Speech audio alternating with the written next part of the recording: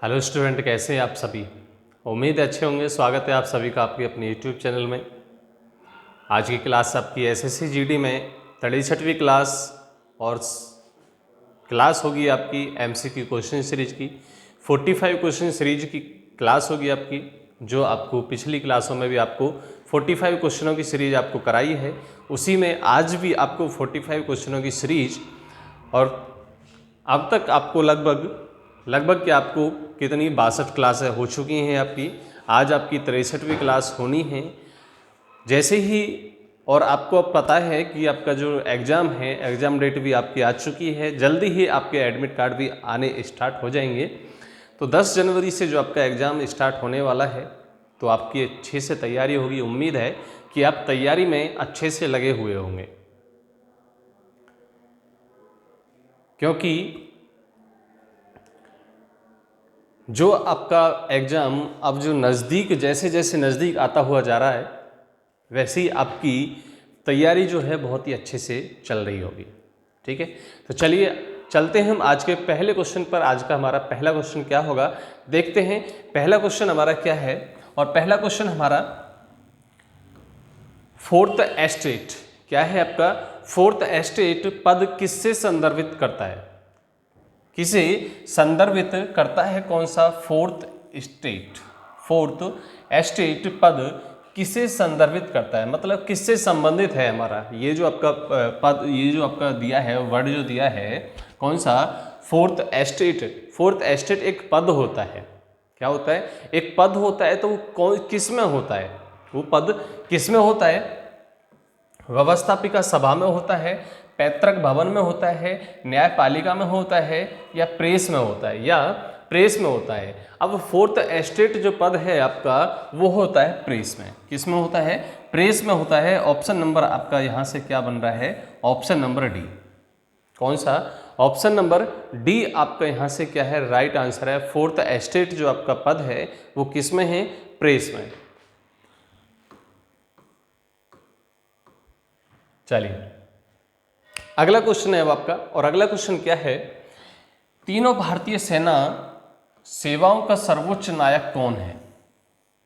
सर्वोच्च नायक कौन है, सुप्रीम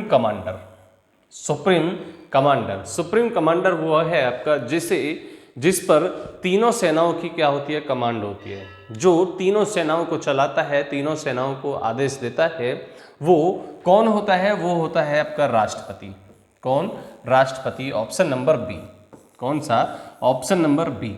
आप ये भी कह सकते हैं कि जो हमारी भारतीय सेना है, तीनों जो सेना है आपकी, उनका जो अध्यक्ष होता है, जो होता है वो कौन होता है, राष्ट्रपति होता है। कौन होता है, राष्ट्रपति उन तीनों सेनाओं का क्या होता है, अध्यक्ष होता है। ठीक है, चलिए अगला क्वेश्चन देखते हैं। और अगला क्वेश्चन हमारा क्या है, अगला क्वेश्चन है, धर्म की स्वतंत्रता भारतीय संविधान के किस अनुच्छेद में उल्लेखित है, किस अनुच्छेद से संबंधित है, कौन से अनुच्छेद में, कौन से आर्टिकल में हमारा धर्म की स्वतंत्रता को क्या गया है, लिखा गया है, या कहा गया है कि वो हमारा कौन से अनुच्छेद में, कौन से आर्टिकल में धर्म की स्वतंत्रता जो है, धर्म की स्वतंत्रता किस अनुच्छेद में है, आपको वो बताना है। तो कौन से में है, 25वें में। कौन से में, 25वें में, 25वां जो हमारा आर्टिकल है उसमें हमारी धर्म की स्वतंत्रता हो, धर्म की स्वतंत्रता है। ऑप्शन नंबर ए हमारा क्या हो जाएगा,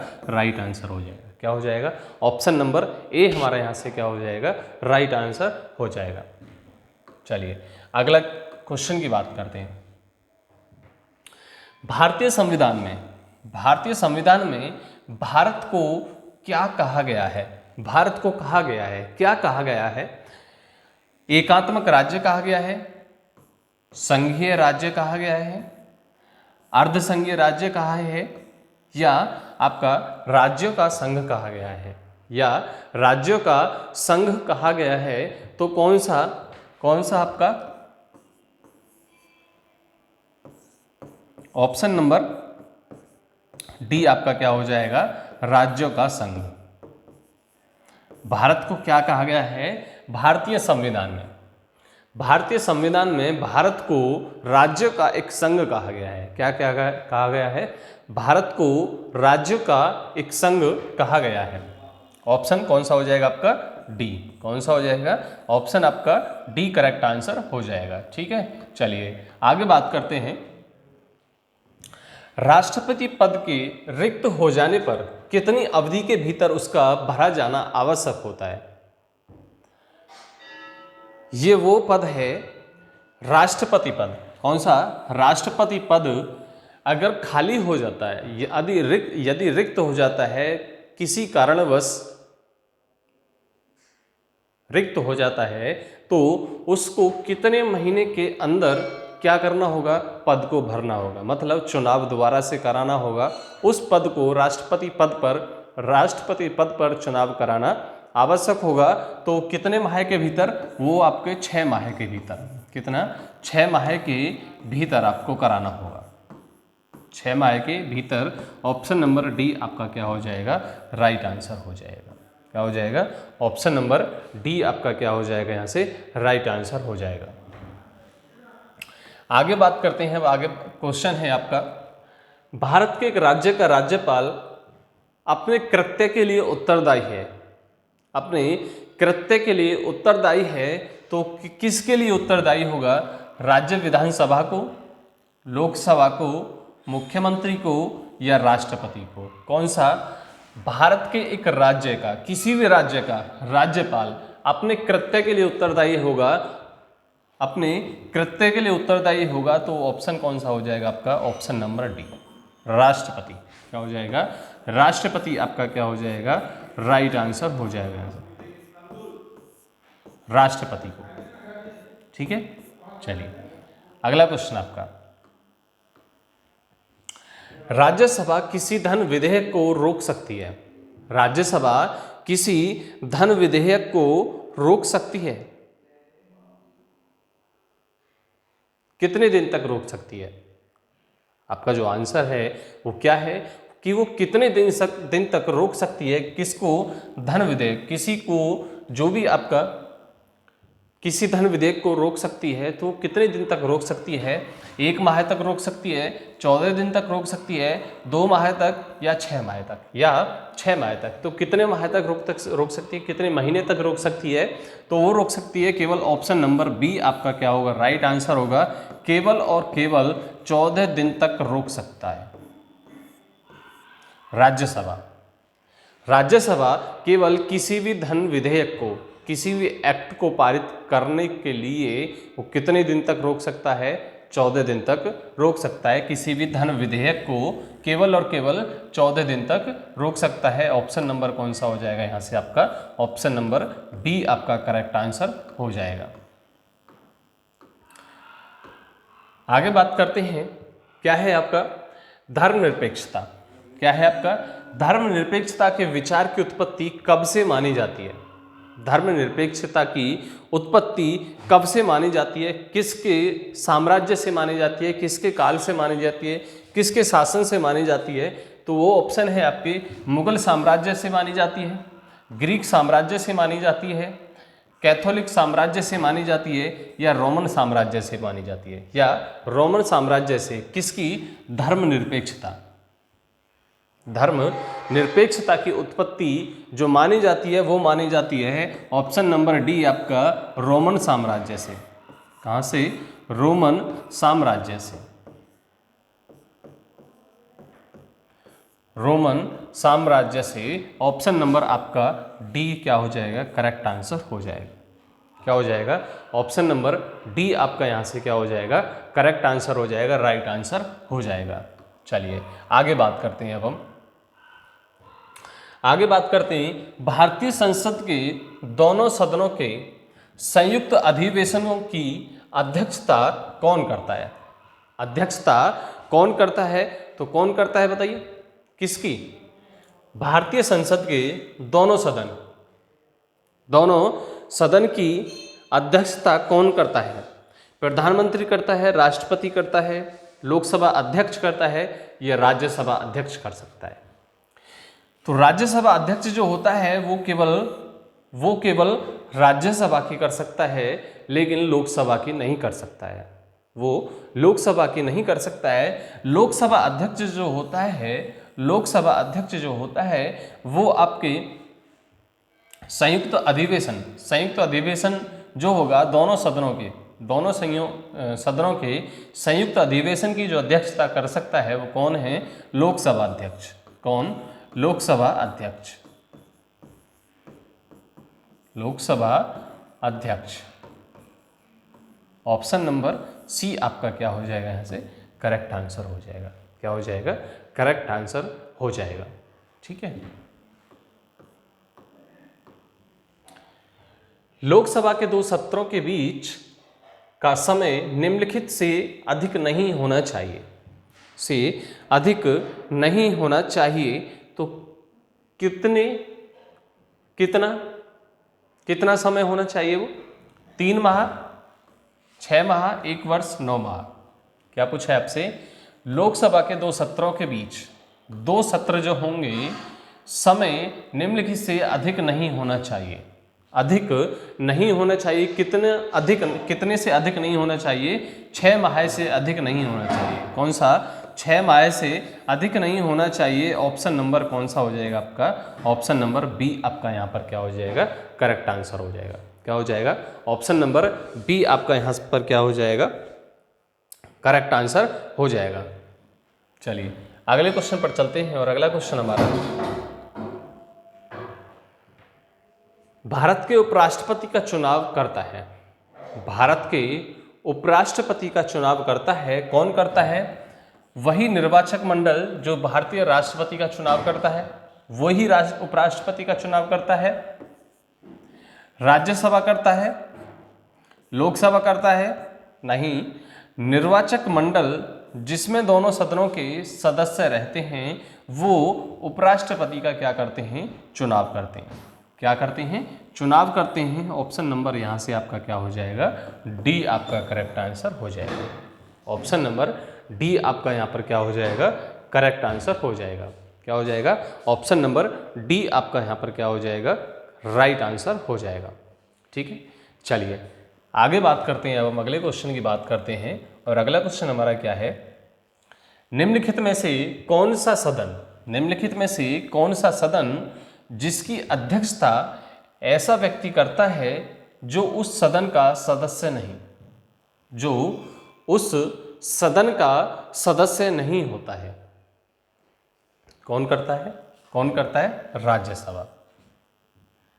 जो उस सदन का सदस्य नहीं होता है, जिसकी अध्यक्षता ऐसा व्यक्ति करता है जो उस सदन का सदस्य नहीं होता है, तो कौन सा हो जाएगा आपका?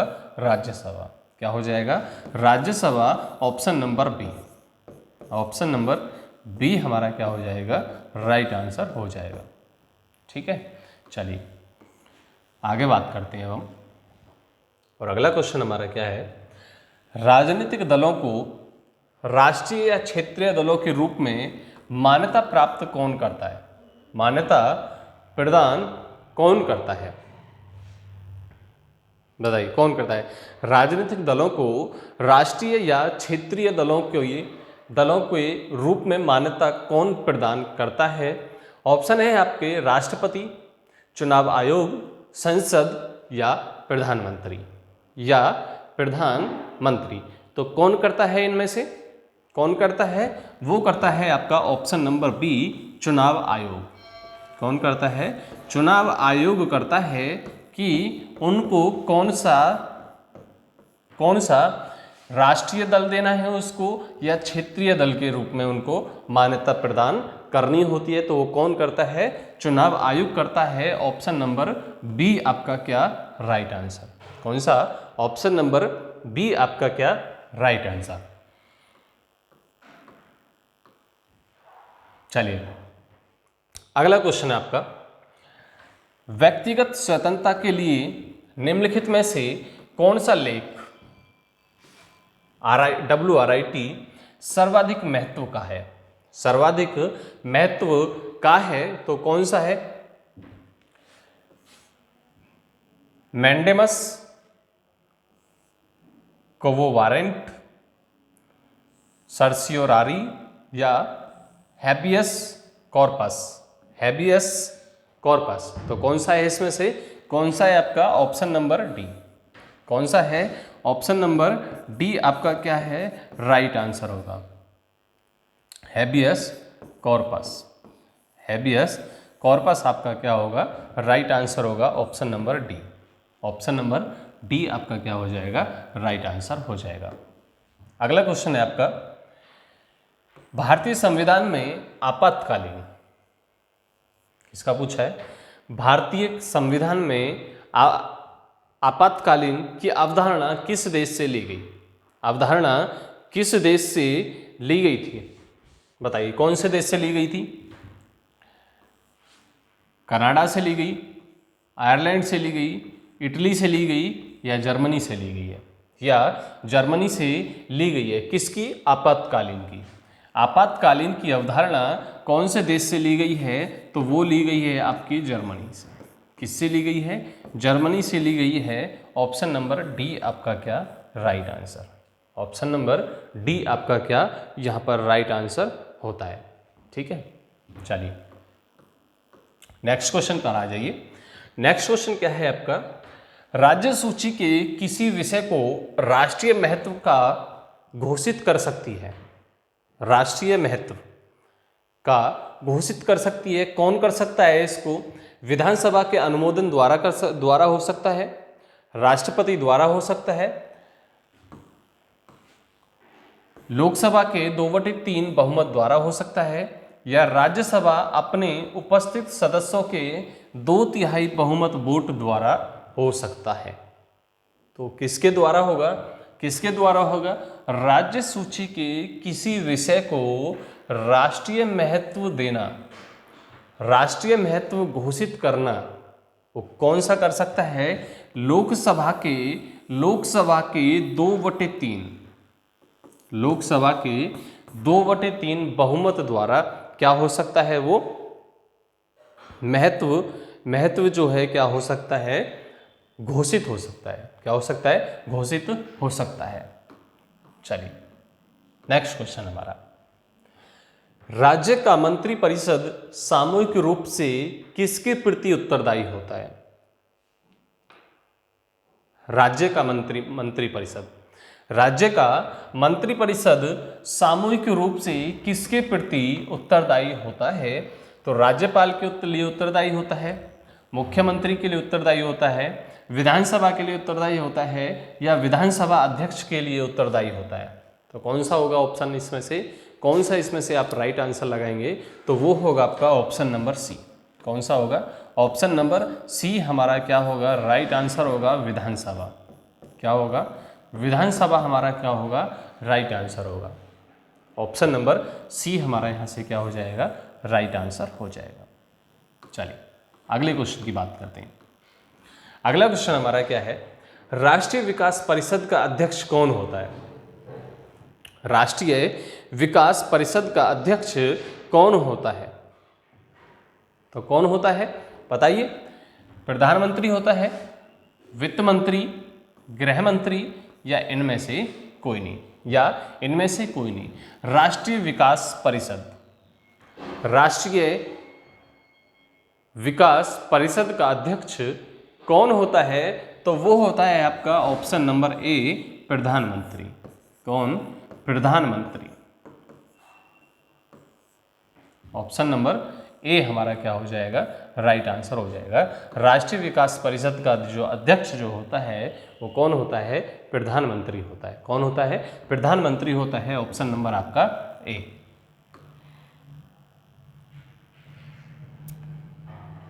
चलिए अगला क्वेश्चन आपका, भारतीय संविधान कब अंगीकृत किया गया था, तो आप सभी को पता होगा। अगर ये आपका क्वेश्चन आपको मिल जाता है तो आप इस पे बहुत ही जल्दी आंसर करेंगे। तो क्या है आपका, 15 अगस्त 1947 को अंगीकृत किया गया था, 26 नवंबर 1948 को किया गया था, 26 नवंबर 1949 को किया गया था, या 26 जनवरी 1952 को किया गया था, या 26 जनवरी 1952 को किया गया था। तो कौन से कब किया गया था, तो ये किया गया था आपका ऑप्शन नंबर सी आपका 26 नवंबर 1949, 26 नवंबर 1949 को क्या किया गया था, अंगीकृत किया गया था। मतलब संविधान को, भारतीय संविधान को अपनाया गया था कब, 26 नवंबर 1949 को। चलिए अगला क्वेश्चन, भारतीय संविधान में वित्त आयोग की नियुक्ति का प्रावधान किस अनुच्छेद के अंतर्गत किया जाता है? किस अनुच्छेद के अंतर्गत किया जाता है, किसका, वित्त आयोग का।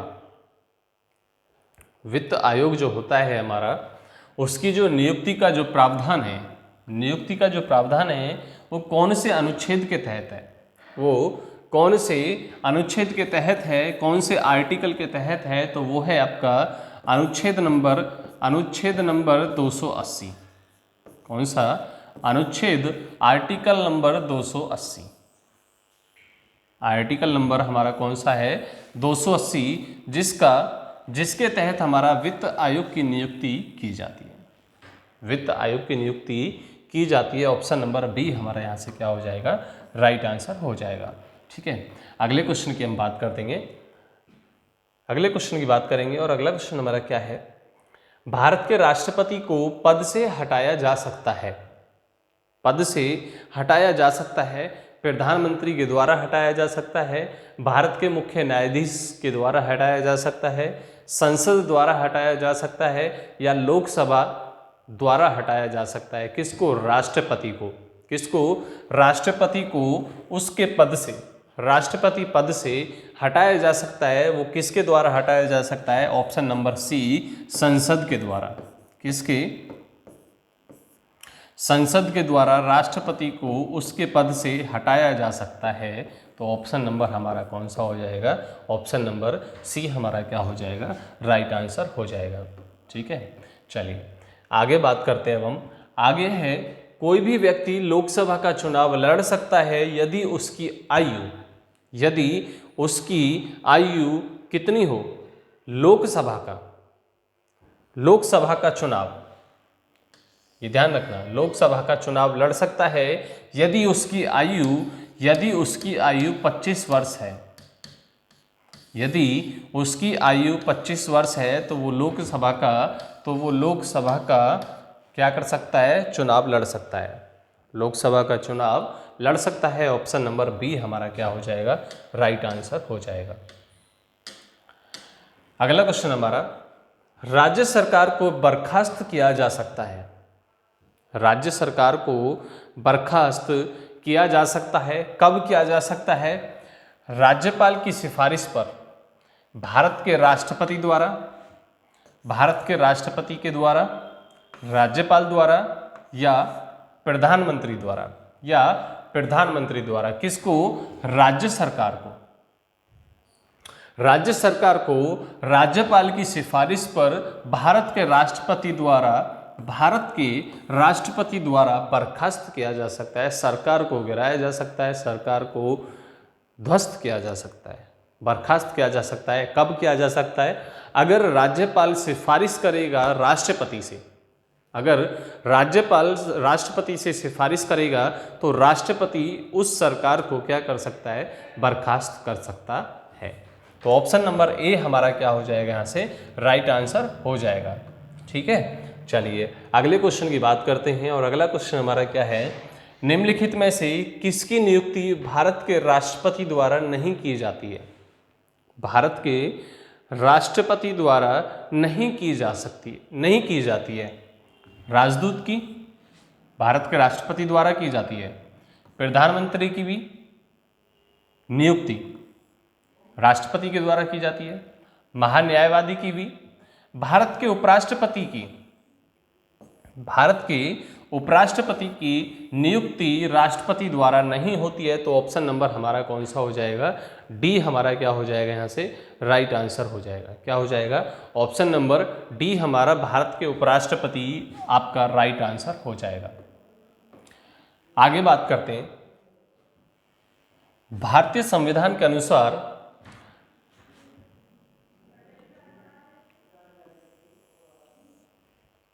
कौन है? भारतीय संविधान के अनुसार राज्य का अधिशासी प्रधान एग्जीक्यूटिव हेड कौन है? राज्यपाल है, मुख्यमंत्री है, राष्ट्रपति है या प्रधानमंत्री है? किसका? भारतीय संविधान के अनुसार राज्य का अधिशासी प्रधान, अधिशासी जो प्रधान होता है वो कौन होता है? राज्य का होता है राज्यपाल। कौन होता है? राज्य का राज्यपाल होता है। जैसे देश का प्रधानमंत्री है वैसे ही क्या है? राज्यपाल। ऑप्शन नंबर ए हमारा क्या हो जाएगा? यहाँ से राइट आंसर हो जाएगा। क्या हो जाएगा? ऑप्शन नंबर ए हमारा क्या होगा? राइट आंसर होगा। चलिए, पंचायती राज की शुरुआत हुई,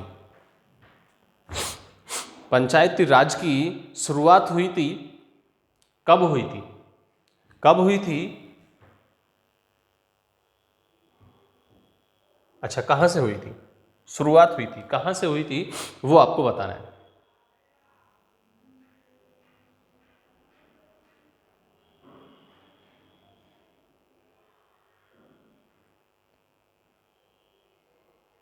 चलिए, पंचायती राज की शुरुआत हुई थी, ये आपके ऑप्शन नहीं है, ठीक है। ऑप्शन जो है वो ऑप्शन इसमें क्या है? ईयर वाई देने थे। ऑप्शन आपको ईयर वाई होने थे, वो बाई मिस्टेक आपका क्या है? नहीं हुआ है। चलिए, मैं ऑप्शन आपके लिखे देता हूँ। ऑप्शन नंबर ए हमारा 1958, option number B 1957, C option आपका 1959 और डी ऑप्शन आपका 1961। ठीक है, तो कौन सा हो जाएगा यहाँ से आपका यहाँ से जो राइट आंसर जो होगा वो कौन सा होगा? यहाँ से होगा आपका ऑप्शन नंबर सी। कौन सा होगा? ऑप्शन नंबर सी। 1959 में पंचायती राज की शुरुआत हुई थी। पंचायती राज की शुरुआत 1959 में हुई थी। ठीक है, चलिए अगला क्वेश्चन आपका, ग्राम पंचायत प्रधान सरपंच का चुनाव किया जाता है, ग्राम सभा द्वारा किया जा सकता है, ग्राम के नागरिकों के ग्राम पंचायत के सदस्यों द्वारा किया जा सकता है, ग्राम पंचायत के सदस्यों द्वारा उनके बीच से किया जा सकता है, जिलाधीश के नामांकन द्वारा किया जा सकता है। बताइए किसके द्वारा किया जा सकता है? सरपंच का क्या है आपका? प्रधान सरपंच का चुनाव जो है वो किया जा सकता है ग्राम पंचायत के सदस्यों द्वारा उनके बीच से। ऑप्शन नंबर सी हमारा क्या होगा? राइट आंसर होगा। क्या होगा? ऑप्शन नंबर सी हमारा क्या होगा? राइट आंसर हो जाएगा। ठीक है, चलिए अगला क्वेश्चन हमारा, स्वतंत्र भारत के प्रथम गवर्नर जनरल कौन थे? तो ये तो आपको पता होगा, ये तो आप सभी को पता होगा कि भारत के भी कब? स्वतंत्र भारत के प्रथम गवर्नर जनरल कौन थे? तो कौन थे? Lord Mountbatten. Option number D हमारा यहाँ से क्या होगा? राइट आंसर होगा Lord Mountbatten. Option number D हमारा क्या? Right answer. ठीक है, चलिए आगे बात करते हैं। भारतीय संविधान में कहा गया है कि हिंदी भारत की राष्ट्रीय भाषा होगी, प्रादेशिक सरकारों के बीच संचार की भाषा होगी, भारतीय संघ की सरकारी भाषा होगी और केंद्र सरकार और प्रादेशिक सरकारों के बीच संचार की भाषा होगी। तो कौन सा होगा? ऑप्शन नंबर ए हमारा यहाँ से राइट आंसर होगा। कौन सा? भारत की राष्ट्रीय भाषा होगी। भारतीय संविधान में कहा गया है कि हिंदी जो है भारत की राष्ट्रीय भाषा होगी, भारत की राष्ट्रीय भाषा होगी। चलिए अगला क्वेश्चन हमारा, अगला क्वेश्चन क्या है हमारा? अगला क्वेश्चन है, जब भारत को आजादी मिली उस समय ब्रिटेन के प्रधानमंत्री कौन थे? जब भारत को आज़ादी मिली उस समय ब्रिटेन के प्रधानमंत्री कौन थे? प्रधानमंत्री कौन थे?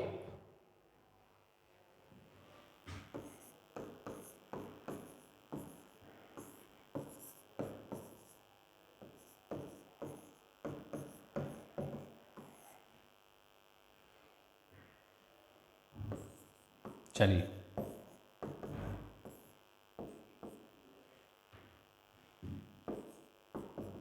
ऑप्शन है आपके ए, बी, सी और डी। तो कौन थे? ब्रिटेन के प्रधानमंत्री थे वो आपका ऑप्शन नंबर डी। क्या? ऑप्शन नंबर डी हमारा क्या हो जाएगा? राइट आंसर हो जाएगा एटली। क्या होगा? एटली राइट आंसर होगा। चलिए अगला क्वेश्चन, भारत का राष्ट्रपति बनने की योग्यता के लिए न्यूनतम आय कितनी होनी चाहिए? भारत का जब राष्ट्रपति वो बनेगा तो उसकी न्यूनतम आय कितनी होनी चाहिए? तो न्यूनतम आय होनी चाहिए 35 वर्ष। कितनी? 35 वर्ष न्यूनतम आय होनी चाहिए। आयु वर्ष 35 वर्ष होनी चाहिए। ऑप्शन नंबर सी हमारा राइट आंसर। चलिए आगे बात करते हैं अब हम। स्थानीय स्वशासन के किस स्तर पर पंचायती राज व्यवस्था की संरचना हुई है? तो किसके आधार पर हुई है? किस स्तर पर हुई है? ग्राम स्तर पर हुई है? किसकी? पंचायती राज व्यवस्था की संरचना ग्राम स्तर पर, ग्राम एवं खंड स्तर पर, ग्राम खंड एवं जिला स्तर पर, ग्राम खंड जिला एवं राज्य स्तर पर। तो राज्य स्तर पर तो नहीं होगी, केवल ग्राम स्तर पर भी नहीं होगी, ग्राम और खंड पर भी नहीं होगी, तो किस पे होगी? ग्राम खंड एवं जिला स्तर पर होगी। ऑप्शन नंबर सी हमारा यहाँ से क्या हो जाएगा? राइट आंसर हो जाएगा। क्या हो जाएगा? ऑप्शन नंबर सी हमारा यहाँ पर क्या हो जाएगा? राइट आंसर हो जाएगा। चलिए आगे बात करते हैं। श्वेत पत्र किसे कहा जाता है? क्या है आपका? श्वेत पत्र किसे कहा जाता है? ऑप्शन आपको दिए हैं। सरकार द्वारा किसी महत्वपूर्ण मुद्दे पर जारी की जाने वाली रिपोर्ट को कहा जाता है। विदेशी व्यापार के आंकड़ों की जानकारी को कहा जाता है। रिजर्व बैंक द्वारा जारी ऋण पत्र को कहा जाता है, या राष्ट्रीय लेखा सांख्यिकी को कहा जाता है। तो कौन सा ऑप्शन हो जाएगा आपका इसमें से? ऑप्शन नंबर ए हमारा क्या हो जाएगा यहाँ से?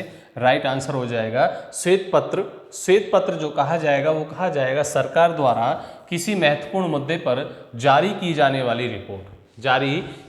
वाली रिपोर्ट को श्वेत पत्र कहा जाता है। चलिए अगला क्वेश्चन हमारा, मृत्युदंड की सजा पाने वाले व्यक्ति को क्षमादान का अधिकार संविधान में सिर्फ किसे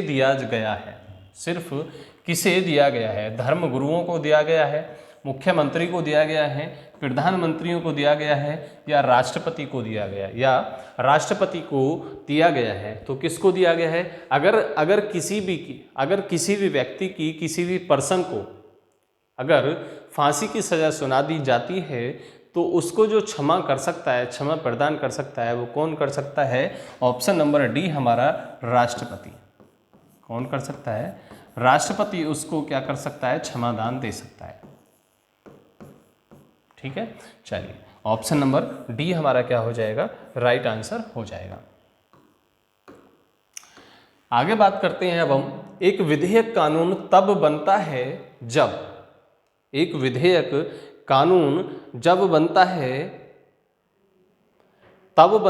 जब संसद के दोनों सदनों द्वारा पारित कर दिया जाता है, इस पर राष्ट्रपति के हस्ताक्षर हो जाते हैं, इस पर प्रधानमंत्री के हस्ताक्षर हो जाते हैं, इस पर लोकसभा अध्यक्ष के हस्ताक्षर हो जाते हैं। कब? एक विधेयक कानून तब बनता है जब इस पर राष्ट्रपति के हस्ताक्षर हो जाते हैं। राष्ट्रपति के हस्ताक्षर हो जाते हैं। जब तक राष्ट्रपति के हस्ताक्षर नहीं होंगे तब तक कोई भी विधेयक कानून नहीं बन सकता है, कोई भी कानून नहीं बन सकता है। ठीक है, चलिए आगे बात करते हैं। अब हम आगे बात करते हैं अगले क्वेश्चन की, और अगला क्वेश्चन हमारा, भारतीय संविधान का वह भाग जो संविधान निर्माताओं की मनोदशा तथा आदर्शों को सही ढंग से व्यक्त करता है वह है कौन है वह? नीति निर्देशक तत्व, मौलिक अधिकार, मौलिक कर्तव्य या नागरिकता। तो क्या है? नीति निर्देशक तत्व। क्या है? नीति निर्देशक तत्व। Option number A. Option number A हमारा क्या राइट आंसर हो जाएगा? नीति निर्देशक तत्व। नीति निर्देशक तत्व।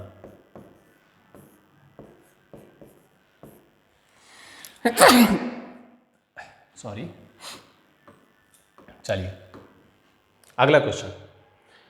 अध्यादेश जारी करने का अधिकार संविधान ने दिया है। अध्यादेश जारी करने का अधिकार संविधान ने दिया है। किस किस को दिया है? केवल प्रधानमंत्री को दिया है, केवल राज्यपाल को दिया है, केवल राष्ट्रपति को दिया है, राष्ट्रपति और राज्यपाल दोनों को दिया है। तो किसको दिया है? Option number D. Option number D हमारा क्या होगा? यहाँ से राइट आंसर होगा। राष्ट्रपति और राज्यपाल दोनों को दिया गया है अध्यादेश जारी करने का आदेश। ठीक है, चलिए अगला क्वेश्चन हमारा। और अगला क्वेश्चन क्या है अब हमारा? लोकसभा के सदस्यों की संख्या निर्धारित करने का आधार होता है। निर्धारित करने का आधार होता है किस पर होता है? किस पर होता है? राज्य की जनसंख्या पर होता है। राज्य की जनसंख्या पर होता है, राज्य का क्षेत्रफल होता है, विधानसभा की सदस्य संख्या या जिले की संख्या या जिले की संख्या पर होता है, या जिले की संख्या पर होता है। तो वो होता है आपका राज्य की जनसंख्या। राज्य की जनसंख्या ऑप्शन नंबर ए।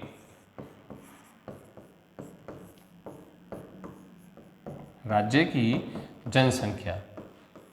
ठीक है, ऑप्शन नंबर ए। अगला क्वेश्चन हमारा, किसी विधेयक के धन विधेयक होने का निर्णय कौन करता है?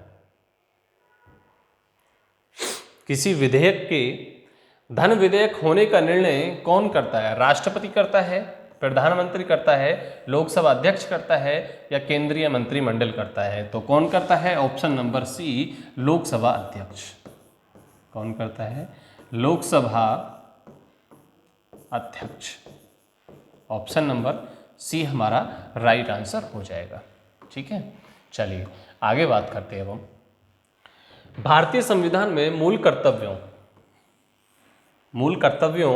के प्रावधान की संस्तुति निम्नलिखित में से किसने की थी? निम्नलिखित में से किसने की थी? कौन से आयोग ने की थी? कौन से समिति ने करी थी? वो आपको बताना है। ठक्कर आयोग ने करी थी, आयंगर समिति ने करी थी, या बलवंत राय मेहता समिति ने की थी, या स्वर्ण सिंह समिति ने की थी? तो किसने की थी? ऑप्शन नंबर डी हमारा क्या होगा? राइट आंसर होगा। ऑप्शन नंबर डी हमारा क्या होगा? राइट आंसर होगा, स्वर्ण सिंह समिति। स्वर्ण सिंह समिति ने उसको क्या करा था? संस्तुति की थी। चलिए अगला क्वेश्चन हमारा, आपातकाल की घोषणा। आपातकाल की घोषणा निम्नलिखित में से किस अनुच्छेद में निहित है? किस अनुच्छेद में निहित है वो आपको बताना है। बताइए, लिखा हुआ आपको अनुच्छेद 352, अनुच्छेद 356, अनुच्छेद 368 या अनुच्छेद 370? तो कौन सा? Option number A. Option number A हमारा क्या हो जाएगा? यहाँ से राइट आंसर हो जाएगा आर्टिकल 352। आर्टिकल 352 आपातकाल की घोषणा के लिए है। अगला क्वेश्चन, राज्य के नीति निर्देशक तत्वों का प्रावधान संविधान के किन अनुच्छेद में किया गया है? संविधान के किस अनुच्छेद में किया गया है? तो वो कौन सा है आपका? कौन से आर्टिकल में कहा गया है? तो वो कहा गया आपका आर्टिकल नंबर 36 से 51। 36 से 51 में ये कहा गया है कि नीति निर्देशक तत्वों का जो प्रावधान जो दिया है वो दिया है ऑप्शन नंबर बी हमारा क्या right answer. Option number B हमारा राइट आंसर 36 से 51। ठीक है, चलिए अगले क्वेश्चन पर चलते हैं। किस राज्य में सबसे पहले पंचायती राज प्रारंभ किया गया था? सबसे पहले किस में किया गया था, कौन से राज्य में किया गया था? बिहार में किया गया था, उत्तर प्रदेश में, मध्य प्रदेश में या राजस्थान में? राजस्थान में कौन सा पंचायती राज किया गया था? ऑप्शन नंबर डी, राजस्थान में। राजस्थान में सबसे पहले पंचायती राज व्यवस्था शुरू की गई थी। पंचायती राज व्यवस्था शुरू की गई थी कब? 1959 में। कब? 1959 में शुरू की गई थी। चलिए अगला क्वेश्चन है, व्यक्तिक सत्याग्रह, इंडिविजुअल सिविल डिसोबीडियंस किसने प्रारंभ किया था? जवाहरलाल नेहरू, जेबी कृपलानी, विनोबा भावे या महात्मा गांधी? तो किसने किया था बताइए, किसने किया था? किसने प्रारंभ किया था? विनोबा भावे। किसने प्रारंभ किया था? Vinoba Bhave. Option number C. Option number C हमारा क्या हो जाएगा यहाँ से? राइट आंसर हो जाएगा। ठीक है, चलिए अगले क्वेश्चन की बात करते हैं।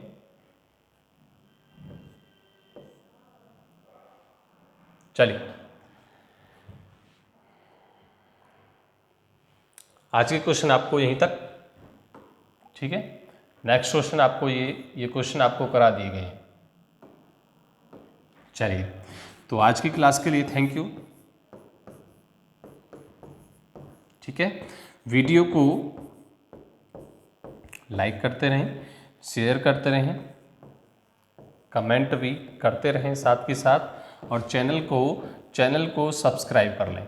चैनल को सब्सक्राइब ज़रूर कर लें ताकि आपको आने वाली हमारी जितनी भी अपकमिंग वीडियो हैं वो साथ के साथ मिलती रहें।